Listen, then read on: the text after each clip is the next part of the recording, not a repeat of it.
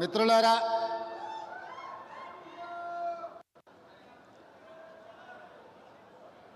డెబ్బై 76వ గణతంత్ర దినోత్సవ సందర్భంగా ఇందిరమ్మ రాజ్యం ప్రజా పరిపాలనలో మనం ప్రభుత్వాన్ని ఏర్పాటు చేసుకొని ఆ ప్రభుత్వానికి కొడంగల్ శాసనసభ నియోజకవర్గం ప్రాతినిధ్యం వహించి 13 నెలలు పూర్తి చేసుకున్న సందర్భంలో ఆనాడు ఎన్నికల సందర్భంగా మనం ఇచ్చిన 6 గ్యారెంటీలలో భాగంగా ఈనాడు రైతు భరోసా, రైతు ఆత్మీయ భరోసా, ఇందిరమ్మ ఇండ్లు, నూతన రేషన్ కార్డుల పంపిణీ కార్యక్రమాన్ని తెలంగాణ రాష్ట్రంలో ప్రవేశపెట్టాలని మన ప్రభుత్వం తీసుకున్న నిర్ణయంలో భాగంగా కొడంగల్ శాసనసభ నియోజకవర్గం కోస్గి మండలం చంద్రవంచ గ్రామంలో నారాయణపేట్ కలెక్టర్ గారి ఆధ్వర్యంలో లాంఛనంగా ఈ కార్యక్రమాన్ని ఏర్పాటు చేసి ఈ పథకాలను ప్రారంభించి ఈ కార్యక్రమంలో నాతో పాటు పరిగి శాసనసభ్యులు మిత్రులు రామ్మోహన్ రెడ్డి గారు, నారాయణపేట శాసనసభ్యులు సోదరిమణి డాక్టర్ పర్ణికా రెడ్డి గారు, అదేవిధంగా 5 సార్లు కొడంగల్ శాసనసభ నియోజకవర్గానికి ప్రాతినిధ్యం వహించి ఇక్కడ ప్రజలలో చెరగని ముద్ర వేసిన పోలీస్ హౌసింగ్ కార్పొరేషన్ చైర్మన్ పెద్దలు గురునాథ్ రెడ్డి గారు, అదేవిధంగా విష్ణువర్ధన్ రెడ్డి గారు, అదేవిధంగా చీఫ్ సెక్రటరీ శాంతకుమారి గారు, అదేవిధంగా హౌసింగ్ శాఖకు సంబంధించిన అధికారులు, వివిధ శాఖలకు సంబంధించిన ఉన్నతాధికారులు, కొడంగల్ శాసనసభ నియోజకవర్గ స్థాయి, అదేవిధంగా జిల్లా స్థాయి అధికారులు, అదేవిధంగా పార్టీ నాయకులు, వివిధ హోదాలలో ఉన్న నియోజకవర్గ ప్రజలందరూ, ముఖ్యంగా ఈనాడు చంద్రవంచ గ్రామ ప్రజలందరూ నిన్న సాయంత్రం 4-5 గంటలకి కార్యక్రమం ఉందని మీకు తెలియజేస్తే ఈరోజు మధ్యాహ్నం వరకే ఇంత పెద్ద ఎత్తున ఏర్పాట్లు చేసి ఈరోజు రాష్ట్రం మొత్తానికి చంద్రవంచ గ్రామం కొడంగల్ శాసనసభ నియోజకవర్గం నుంచి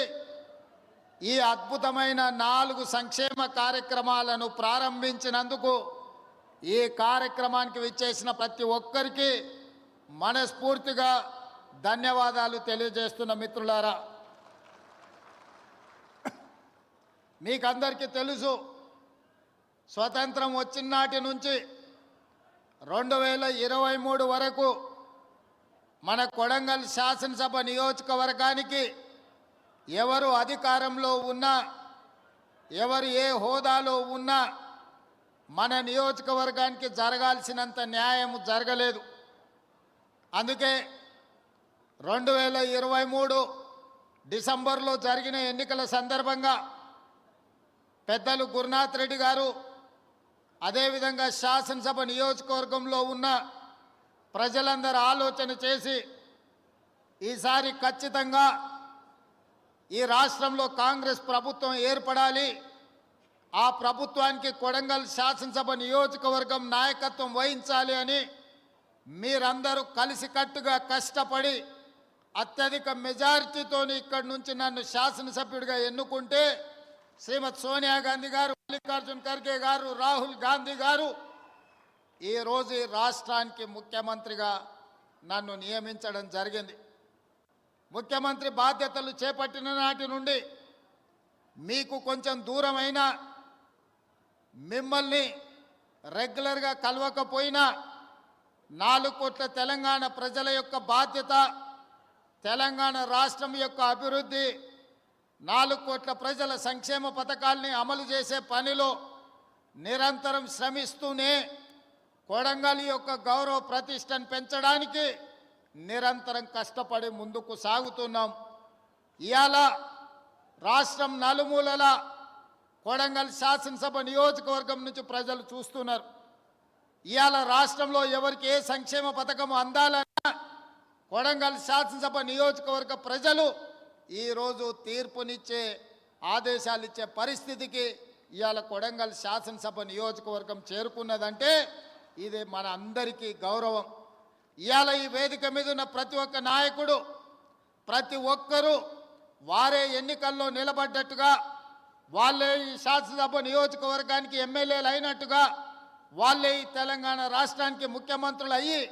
ఈ రాష్ట్రాన్ని పాలిస్తే ఎంత పట్టుదలతో పనిచేస్తారో ఇవాళ ఇక్కడికి వచ్చిన ప్రతి కార్యకర్త అంతే కష్టపడి కృషి చేసి ఇవాళ ఎన్నికల్లో గెలిపించి